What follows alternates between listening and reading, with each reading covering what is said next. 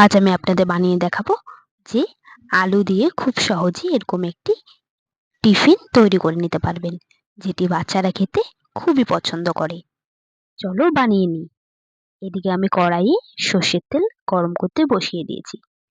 তেল গরম হয়ে গিয়েছে, দিয়ে দেবো ফোড়নে 5 ফোড়ন। এদিকে আমি আগে থেকেই ক্যাপসিকাম, পেঁয়াজ, গাজর, কাঁচা লঙ্কা কুচি করে কেটে রেখেছি। এবার আমি পেঁয়াজগুলো দিয়ে দেবো। পেঁয়াজগুলোকে আমি লাল করে ভেজে নেব।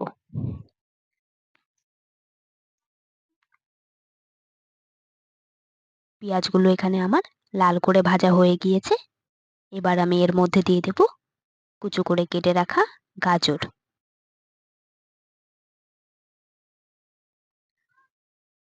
আর দিয়ে দেব এখানে আমি ক্যাপসিকাম কুচি।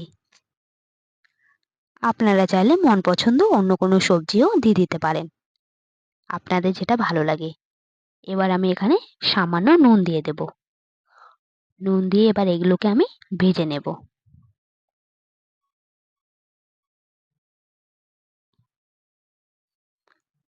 ভালো করে ভেজে নিতে হবে।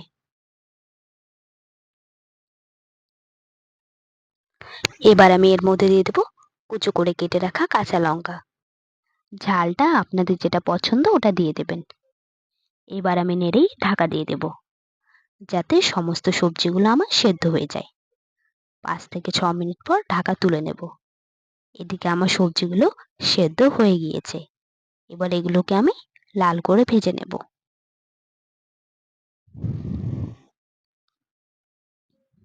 এদিকে সবজিগুলো ভাজা হয়ে গিয়েছে। এবার এর মধ্যে দিয়ে দেব গোলমরিচ গুঁড়ো, হলুদ গুঁড়ো, জিরে গুঁড়ো আর দিয়ে দেবো ধনে গুঁড়ো। এবার মশলাটিকেও আমি ভালো করে ভেজে নেব, যাতে মশলাটির কাঁচা গন্ধ না থাকে। মশলাটির কাঁচা গন্ধ চলে গেলেই আমি আগে থেকে এখানে আলুগুলো সেদ্ধ করে রেখেছি। এবার হাত দিয়ে আমি ভেঙে ভেঙে দিয়ে দেব।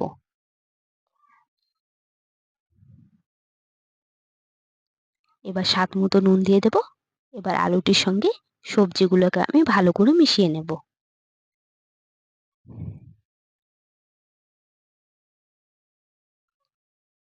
ভালো করে মিশিয়ে নিয়েছি। আবারও কিছুক্ষণ ভেজে নেব। এবার নামানোর আগে দিয়ে দেবো আমি ধনেপাতা কুচি। আবারও ভালো করে নেড়ে নেব। নেড়ে এবার আমি এটাকে ঠান্ডা করে নেব। আমি এবার আগে থেকেই এখানে আটা মেখে রেখেছি। যেরকম করে আমরা রুটি মাখি ওরকম করেই মেখে নিতে হবে। এবার আমি রুটির আকারে বেলে নেব। এবার রুটিটিকে আমি ভালো করে সেঁকে নেব।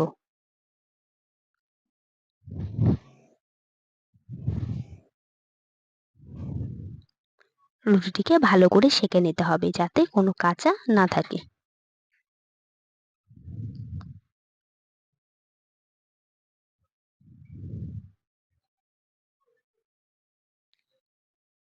রুটিটি আমার এক পাশে হয়ে গিয়েছে। এবার আরেক পাশে উল্টে দেব।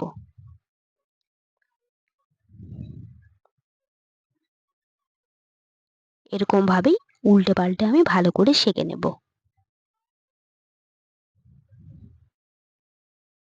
রুটিটি সেঁকা আমার হয়ে গিয়েছে। এবার যে আলুর পুরটি আমি করে রেখেছি ওটা এবার দিয়ে দেব। দিয়ে এবার হাতের সাহায্যে এরকম করে মুড়িয়ে দেব। আর এরকম করে চাপা দিয়ে দেব, যাতে পুরটি ভিতর থেকে না বেরিয়ে আসে। এবার আমি সাদা তেল দিয়ে দেব। তেল দিয়ে আমি ভালো করে সেঁকে নেব। আমি এখানে বেশি তেল দেব না, অল্প তেলেই সেঁকে নেব। এদিকে আমার পরোটাটি সেঁকা হয়ে গিয়েছে। এবার নামিয়ে নেব। এরকম করেই আমি সবগুলো সেঁকে নিয়েছি। আপনারা একবার এই টিফিনটি বাড়িতে বানিয়ে দেখুন, আপনাদেরও ভালো লাগবে, আবার বাচ্চাদেরও ভালো লাগবে। ভিডিওটি ভালো লাগলে লাইক এবং সাবস্ক্রাইব।